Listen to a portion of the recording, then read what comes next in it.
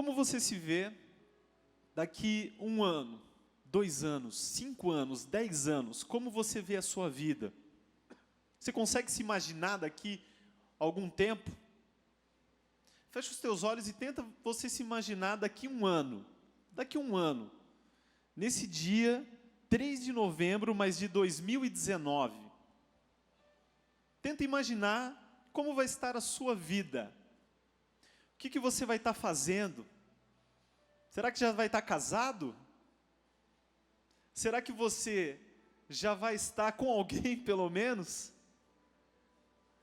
Será que você, fica com o olho fechado, fica visualizando já essa glória de Deus, imaginando esse monumento. Será que você vai estar num emprego muito melhor? Ou você vai já ter sido promovido, promovida nesse emprego que você está hoje? Será que você vai estar lá na sua faculdade já se preocupando com as provas finais?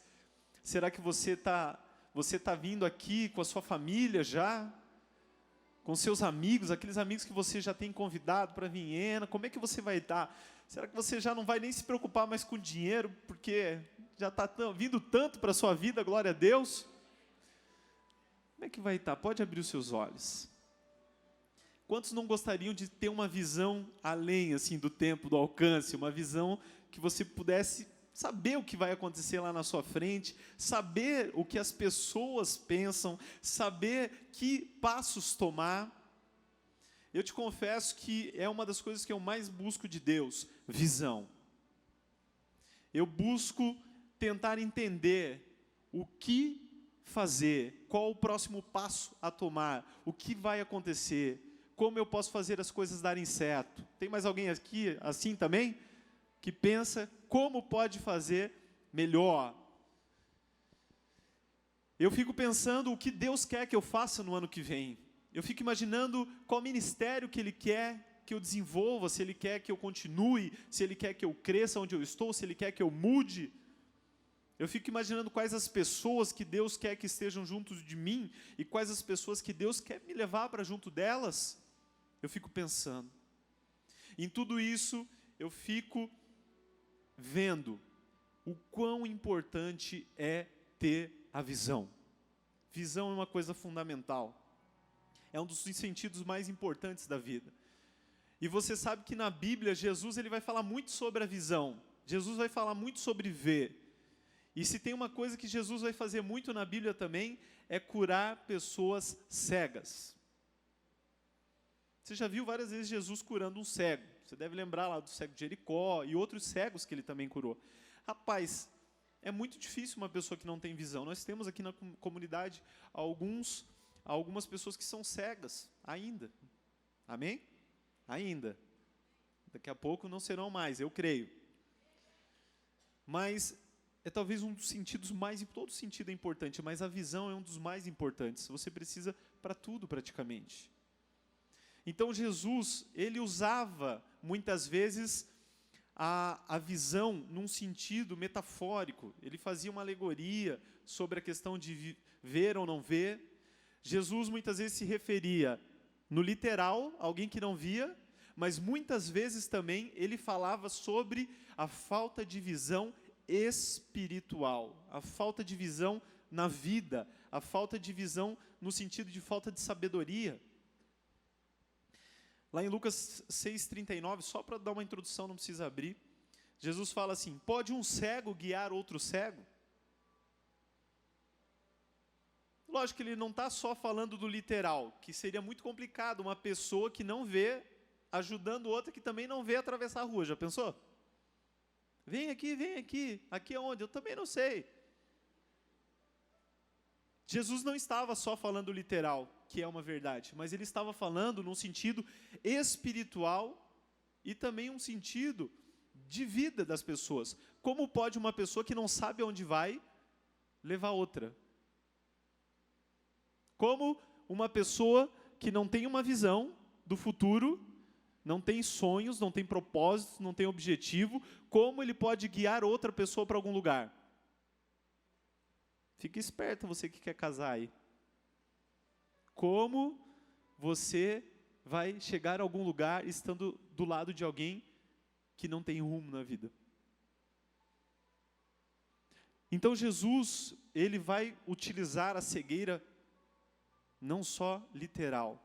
E isso eu também quero fazer nessa noite, falar muito sobre a visão, mas não só a visão literal, mas a visão espiritual e uma visão também de futuro para as nossas vidas.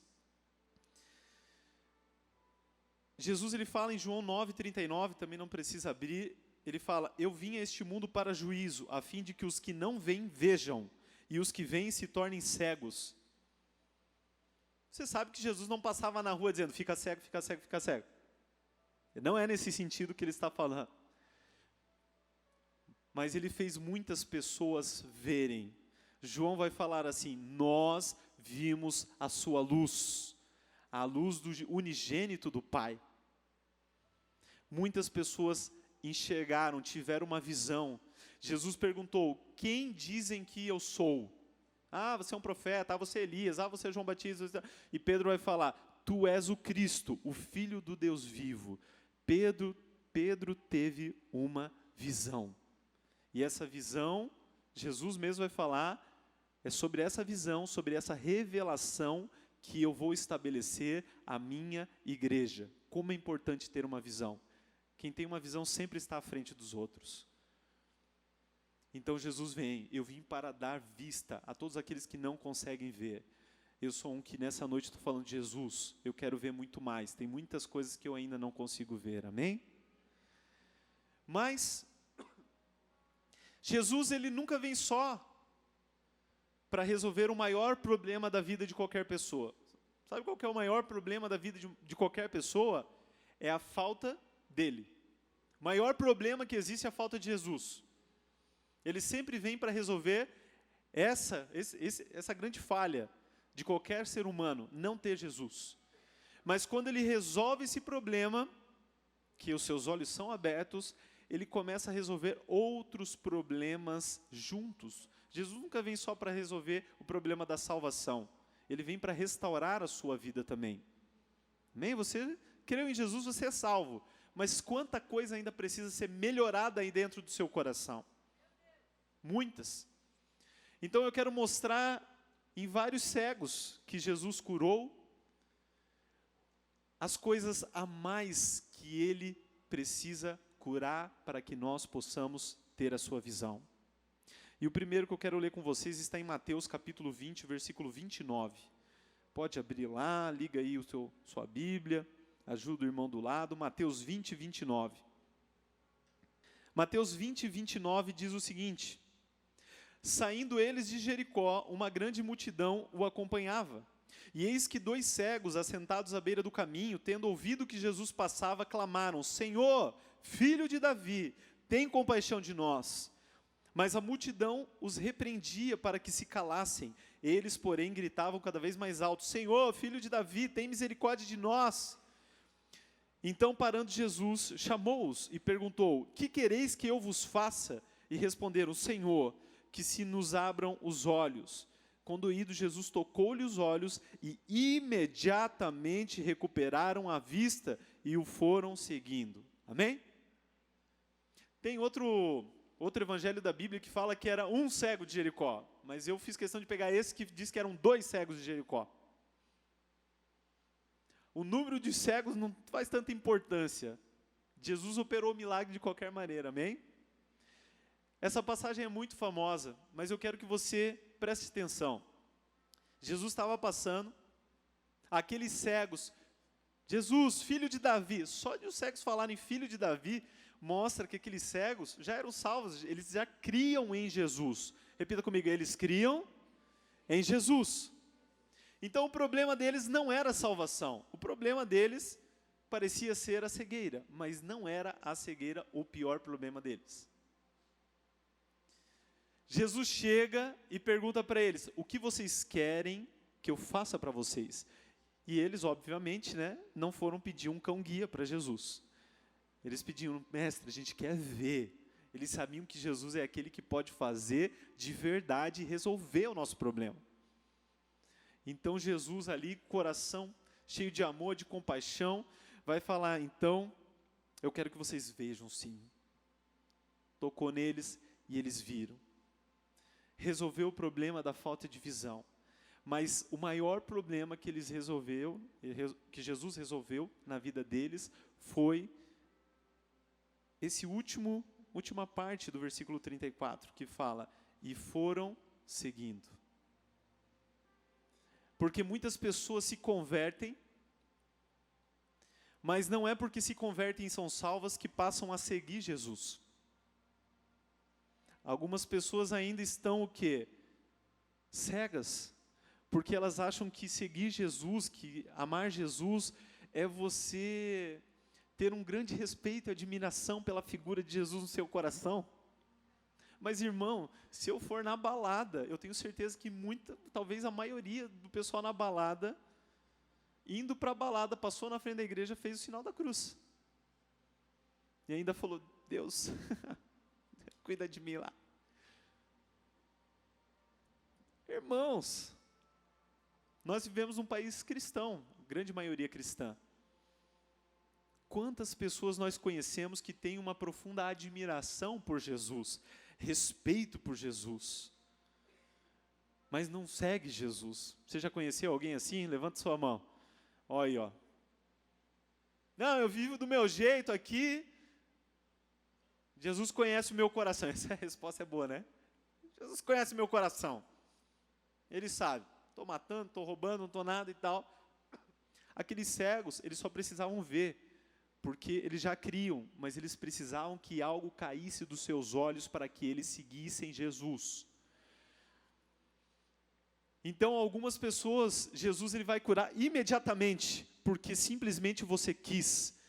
E a partir do momento que você quer dizer, Deus, eu creio, mas eu quero uma mudança na minha vida de verdade, Jesus vai dizer, é só me seguir, todos os dias.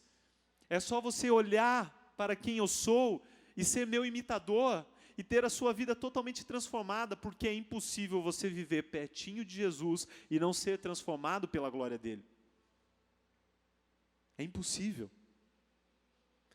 Então, esse primeiro estilo de cego, é o cego que, quando vê, passa a segui-lo. Eles tiveram a visão de Jesus, passaram a segui-lo. Mas existe um segundo tipo de cego. Quero que você abra lá em Marcos 8, 22.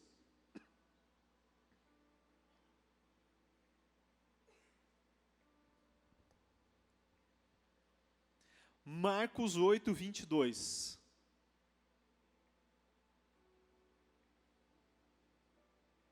Eu vou construindo aqui o pensamento, daqui a pouco quando você vê, Jesus já te pegou aí, tá? Amém? Vou fazer esse acordo aqui.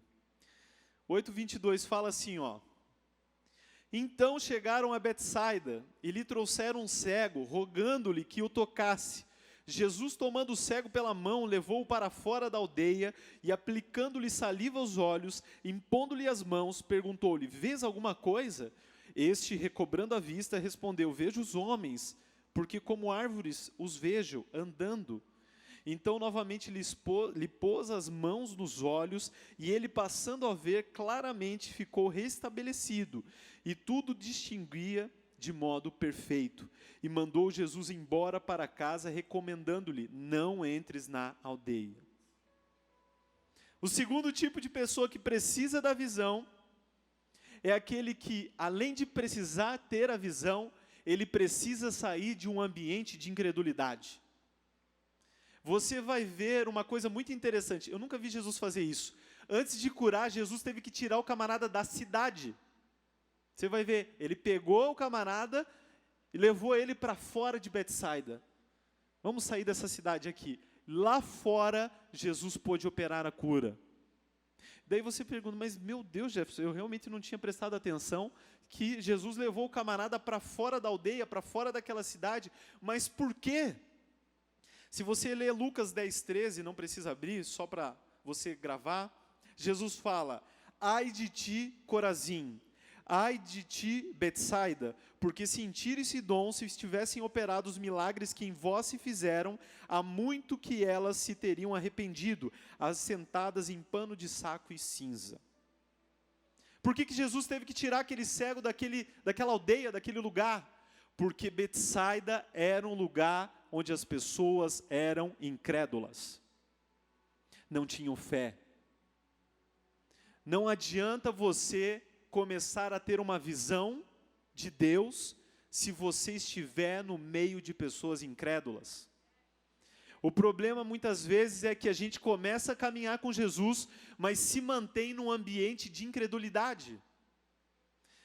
Mas o que é esse ambiente de incredulidade? Você fala, não, Jesus vai mudar a minha família. Daí o amigo fala, mas tu sabe que eles são assim mesmo? Que são assim mesmo? Para trás de mim, Satanás. Nem Jesus com Pedro, né? Rapaz, pensa comigo, minha irmã, pensa comigo. Existe um versículo na Bíblia que fala lá em Mateus 13:58. Jesus foi lá para a aldeia dele, ele não foi honrado nessa aldeia, e a Bíblia fala assim, Mateus 13:58, e não fez muitos milagres por causa da incredulidade deles. Você já pensou, Jesus, Todo-Poderoso, Deus, não poder fazer um milagre? Tem cabimento Jesus não poder fazer um milagre? O segredo é que ele pode, mas no ambiente de incredulidade ele não faz. Cuide com quem você anda. Se as pessoas que andam com você não geram junto com você um ambiente de fé, um ambiente de graça, um ambiente de poder de Deus, cai fora, meu irmão. Jesus vai te tirar desse ambiente. Você está lá no teu GC, o irmão fala lá um testemunho, mas nem foi tão milagre assim. Irmão, que não foi milagre. Você não tem fé, fica aí com a sua incredulidade para o seu canto, deixa eu com a minha fé aqui, amém? Você vai ver que Jesus, ele tem muitas vezes o poder, mas se não existe um ambiente onde há expectativa e esperança com a fé, ele não se move. Então, se você vem hoje para uma reunião aqui do Atração, daí tem o camarada que está lá, diz, feriado, acho que o povo está lá na praia, já que eu não tive dinheiro eu vou para a Atração. Que isso, irmão? Daí do outro lado está o camarada, glórias, aleluia, isso é pentecostal, né? Hoje eu vou para a Atração, o fogo vai descer, eu vou subir, vou espalhar brasa por todo mundo do meu lado aqui, os milagres vão acontecer, eu vou ser impactado, e amanhã todo mundo vai ser salvo lá no Enem, porque eu vou estar lá também, amém? E quem não foi, já foi lá no cemitério, né? Glória a Deus, porque a gente está prosseguindo, e se não for também, vamos multiplicar esse GC de uma vez, esses discipulados vão começar a ir para frente, essa igreja aqui não vai caber gente daqui a pouco de tanta bênção que Jesus está mandando. Ambiente, expectativa. Se o seu coração não veio com expectativa do que os céus podem fazer, Jesus vai tirar para o lado e dizer assim, primeiro você tem que entender, gere no seu coração expectativa daquilo que eu posso fazer. Eu nunca vi na Bíblia Jesus falar e não acontecer na hora. Esse é o único lugar que eu vi que Jesus fez e o milagre não aconteceu de maneira completa. Não sei se você já percebeu esse detalhe. Jesus foi lá, tocou nele ali, com saliva, né? Mas perguntou assim, e aí, tá tudo bem? Tá vendo? Eu estou vendo homens, mas como árvores. Ele estava vendo tudo embaçado. Eu já li esse versículo muitas vezes e falei, Jesus falhou. Acho que ele não orou nesse dia, ele não jejuou nesse dia. Não sei se você já parou para pensar nesse detalhe. Como é que Jesus pode dar uma falhada dessa? Eu orar, não acontecer nada, tudo bem, mas Jesus, como é que o cara ficou meio míope ainda? Hipermetropia. Ficou meio lesado ainda o negócio da visão. Jesus teve que orar 2 vezes para o negócio acontecer, fazer 2 vezes. Daí ele ficou bom. Isso é para você ver como a incredulidade afeta a operação do Espírito Santo. É tão forte que Jesus teve que fazer 2 vezes para o negócio dar certo, e no final ainda falou, não vai para aquela aldeia, vai para a sua casa. Ou seja, não volta para o ambiente de incredulidade, continue com a visão que eu estou te dando. Amém? Às vezes não é só incredulidade. Às vezes é a questão de que Deus não deseja só restaurar a nossa visão. Deus precisa trabalhar na nossa obediência. João capítulo 9. João capítulo 9, Evangelho de João, versículo 1. Achou? Amém? Caminhando Jesus, viu um homem cego de nascença. Os seus discípulos perguntaram: Mestre, quem pecou, este e os seus pais, para que nascesse cego? Respondeu Jesus: Nem ele pecou, nem seus pais, mas foi para que se manifestem nele as obras de Deus. É necessário que façamos as obras daquele que me enviou enquanto é dia. A noite vem quando ninguém pode trabalhar. Enquanto estou no mundo, sou a luz do mundo. Dito isto, cuspiu na terra, tendo feito lodo com a saliva, aplicou aos olhos do cego, dizendo-lhe: Vai, lava-te no tanque de Siloé, que quer dizer enviado. E ele foi, lavou-se e voltou vendo. Amém? Olha que engraçado, os cegos de Jericó falam: Jesus, filho de Davi, tem misericórdia de mim. Jesus vai lá, pá, são curados na hora. Jesus vai lá em Betsaida, tem o cego lá, ele tira o cego da aldeia, impõe as mãos lá no cego. Não deu certo naquela primeira vez por causa da incredulidade, não é por causa de Jesus. Na segunda vez dá tudo certo. Esses cegos que foram curados tiveram que fazer alguma coisa ou foram extremamente só recebedores? Ficaram passivos ali, eles receberam apenas. Mas olha que interessante, esse cego ele teve que trabalhar. Ah, quer um milagre? Ah, quer ter a visão? Então agora aqui, ó, primeiro que vai ter que levar a cuspida, né? Ah, viu? Meu irmão, é Jesus, né? Até o cuspe de Jesus, glória a Deus.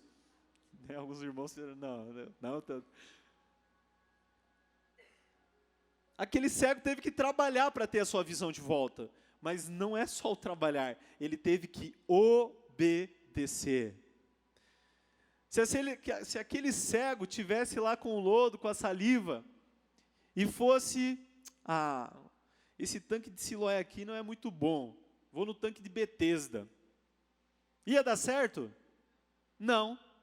Se ele chegasse na frente do tanque e não se lavasse, ia dar certo? Se ele fosse para casa, ia dar certo? Ou seja, a cura aqui não foi tanto só a visão, mas foi uma cura de obediência. Porque muitos de nós não temos visão, não é porque não somos de Jesus. Não é porque a gente não faz as coisas. Não é porque a gente não vai no GC. É porque falhamos em obedecer a Deus nas pequenas coisas.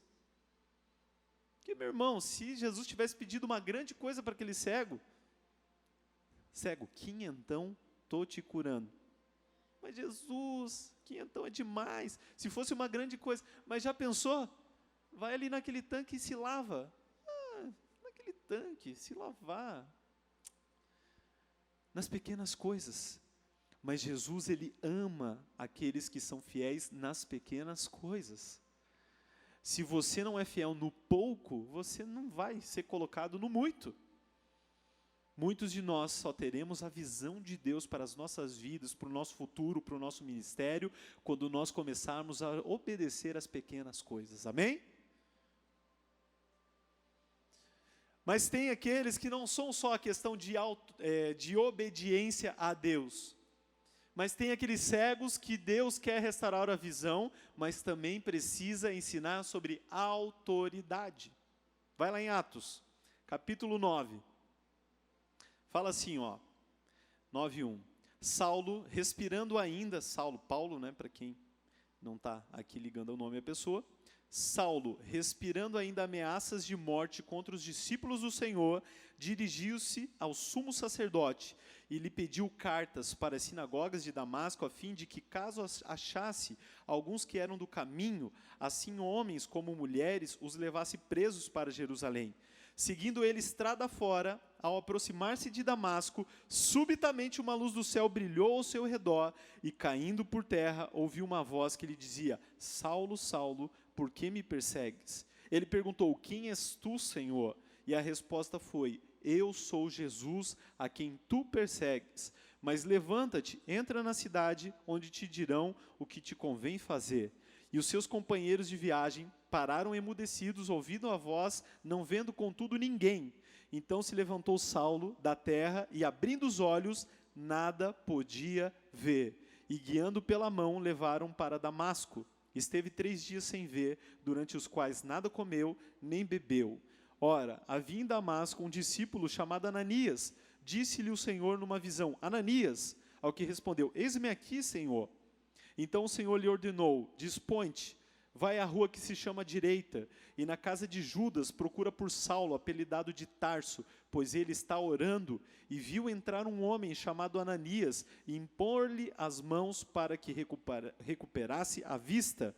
Ananias, porém, respondeu: Senhor, de muito tenho ouvido a respeito desse homem, quantos males tem feito aos teus santos em Jerusalém. E para que trouxe autorização dos principais sacerdotes para prender a todos que invocam o teu nome. Mas o Senhor lhe disse: Vai, porque este é para mim um instrumento escolhido para levar o meu nome perante os gentios e reis, bem como perante os filhos de Israel. Pois eu lhe mostrarei quanto lhe importa sofrer pelo meu nome. Então Ananias foi, entrando na casa, impôs sobre ele as mãos, dizendo: Saulo, irmão, o Senhor me enviou, a saber, o próprio Jesus, que te apareceu no caminho por onde vinhas, para que recuperes a vista e fiques cheios do Espírito Santo. Imediatamente lhe caíram dos olhos como que umas escamas, e tornou a ver. A seguir levantou-se e foi batizado. Amém? Essa é a conversão de Saulo. Como aconteceu? E olha que legal, para nós, não para ele. Quando ele viu aquela luz, ele ouviu a voz de Jesus, caiu no chão. Quando ele foi se levantar, ele percebeu que ele estava cego. O interessante de notar é que Paulo, ele se considerava alguém extremamente zeloso a Deus. Paulo vai falar isso nas suas cartas. Então Paulo, ele obedecia às suas autoridades, ele obedecia. Não tem problema nenhum. Ele não tinha problema com isso. Mas quando Deus quis estabelecer alguém diferente na vida dele como autoridade, olha que interessante, Deus pega e tira a visão de Saulo. Porque, cara, Saulo, ele já era muito bom antes de se converter. Saulo já era alguém que conhecia a Bíblia de cabo a rabo, ele só não tinha revelação, mas ele conhecia toda a Torá. Como você vai ensinar algo para alguém que já acha que sabe tudo? Como você vai ensinar algo para alguém que acha que já está muito bom? Sabe o que Deus tem que fazer muitas vezes com a gente? Tirar a nossa visão. Mas não é que Deus quer deixar a gente sem visão. Sabe para quem que Deus vai dar essa visão? Para a autoridade. E nós teremos que nos sujeitar à autoridade para ter a visão novamente. Isso é muito forte. Nem Ananias estava querendo muito ser autoridade naquela hora. Ele estava com medo. Jesus, o Senhor está me levando para o cara que mata, que prende a gente. O que o Senhor está... Oh, Deus, já vou chegar no martírio tão cedo. Mas ele vai lá, porque Paulo estava orando, e Paulo viu que um cara chamado Ananias ia lá, ia orar, e ele ia ver. Então, quando Ananias chega, Paulo, não, já coloca a mão aqui sobre a minha cabeça, e já vai orando, porque Jesus já me falou que o negócio vai acontecer. Olha como é lindo quando um está orando, o outro está tendo uma visão de Deus, todo mundo obedecendo, o negócio flui. O problema é o quê? Deus, eu não sei para onde ir e tal. Ouve o seu líder. Ah, Deus, eu não tenho afinidade com ele. Eu não gosto muito dele, Senhor. Ele já falou grosso uma vez comigo. Estou triste, Deus, estou triste. Aí não adianta nada, irmão, não adianta nada, porque Deus, Ele quer usar as autoridades para o bem. Ananias conhecia Saulo? Conhecia? Só de ouvir falar. Ele conhecia pessoalmente? Não. Era amigo de Saulo? Tinha afinidade com Saulo? Não tinha nada. Mas ele não tinha autoridade naquela hora para mudar a vida de Saulo? Tirou a cegueira, Saulo teve visão, Saulo foi batizado e foi cheio do Espírito Santo. Para que mais? Uma autoridade dessa não precisa fazer mais nada. Me dá a visão, me faz conhecer o Espírito Santo, ainda me batiza. Morri para o velho homem, vivendo para um novo homem. Glória a Deus. Muitas vezes nós temos a visão, não é que você não tem, mas Deus nos prova como nós agimos com as autoridades. E para fechar, às vezes nós não conseguimos ter a visão para caminhar apenas pela fé. Êxodo capítulo 14, versículo 15. Disse o Senhor a Moisés: por que clamas a mim? Dize aos filhos de Israel que marchem. E tu levanta o teu bordão, estende a tua mão sobre o mar e divide-o, para que os filhos de Israel passem pelo meio do mar em seco. Amém? Eu fico imaginando aquele povo, eu sempre imagino, e tem os filmes hoje que ajudam a gente ainda, né? Eu fico imaginando o povo chegando no mar. E não era de sunga, pessoal. Ninguém estava de sunga. Era de noite, inclusive. Ninguém estava com roupa de tomar banho. Todo mundo estava com roupa normal e com toda a tenda, os animais, os filhos, tudo. Ninguém estava preparado para tomar um banho. Quando eles vão começando a chegar perto do mar, eles estão fugindo. O exército de Israel, o exército do Egito está vindo atrás dele para matar todo mundo. E eles começam a clamar porque eles não estavam vendo, eles não tinham uma visão, uma esperança de futuro, que alguma coisa poderia acontecer. E olha que engraçado, Deus dá uma visão para eles? Não. Deus dá uma ordem. A ordem para eles é: marchem. Marchem. Eu imagino Moisés, meu Deus do céu, Deus já fez tantos milagres. Pessoal, marcha, vai indo, vai indo. E aquele povo vendo chegar o mar, chegando. E aí, o que vai acontecer? Porque Deus, Ele vai nos dar a visão e nos mostrar o caminho, mas quando Ele quer aumentar a nossa fé, Ele vai nos jogar num lugar que a gente não consegue nem ver o caminho, a gente vai ter que ter fé.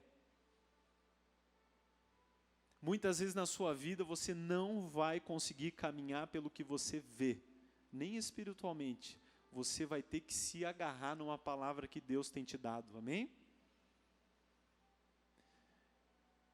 Muitas vezes Deus me mostra o caminho a seguir, mas algumas vezes Deus não me mostra nem o próximo dia o que eu devo fazer. Ele diz: viva cada dia, né, tem na Bíblia, cada dia cabe o seu mal. Vai vivendo esse dia, vai indo para frente. E enquanto você caminha, Deus constrói esse caminho. Se aquele povo estivesse lá com medo e voltasse para trás, sabe o que ia acontecer? Eles iam morrer pelo exército. Mas o que Deus fez? Deus criou um caminho que não existia. Sabe por que eu estou dizendo isso? Porque às vezes na sua vida você já não vê saída para nenhum lugar. Está tudo ruim para todos os lados. Não vê esperança. E não está tendo visão. Mas Deus te chamou aqui nessa noite para te fazer entender uma coisa muito séria e muito forte. Que Ele é o Deus que cria um caminho onde não existe. E te faz caminhar por Ele em seco. Deus não te manda para morrer nem para se afogar. Ele te manda para um lugar onde você vai viver, o inimigo vai morrer e você vai glorificar. Deus é o Deus que faz isso conosco, mas quantos estão dispostos a caminhar? Vou chamar o louvor aqui, mas eu não posso deixar de te falar uma coisa que foi muito impactante para mim, que vai além até do ouvir uma palavra. Estava vendo um post lá da pastora Daiane, quantos estão acompanhando lá essa bênção aí que eles estão vivendo? Uma coisa muito forte que ela postou lá, que um pastor tinha comentado, é que muitas vezes nós não ouvimos a voz de Deus. Deus está em silêncio. E quando Deus não nos guia pela sua voz, Ele nos guia pelas batidas do seu coração. E nos momentos em que nós não temos uma visão, e nós temos que caminhar por fé, e você espera uma palavra aonde se agarrar, e às vezes nem a palavra você tem, às vezes o que te resta, meu irmão, minha irmã, é tentar ouvir as batidas do coração de Deus. Mas só ouve as batidas do coração de Jesus quem anda em intimidade com Ele. É o único jeito. Nós precisamos aprender a, em último caso, depender apenas de caminhar perto da presença de de Deus. Mesmo sem ver, mesmo sem ouvir, mesmo que outros sentidos falem, mas a presença de Deus, essa nunca falha na nossa vida.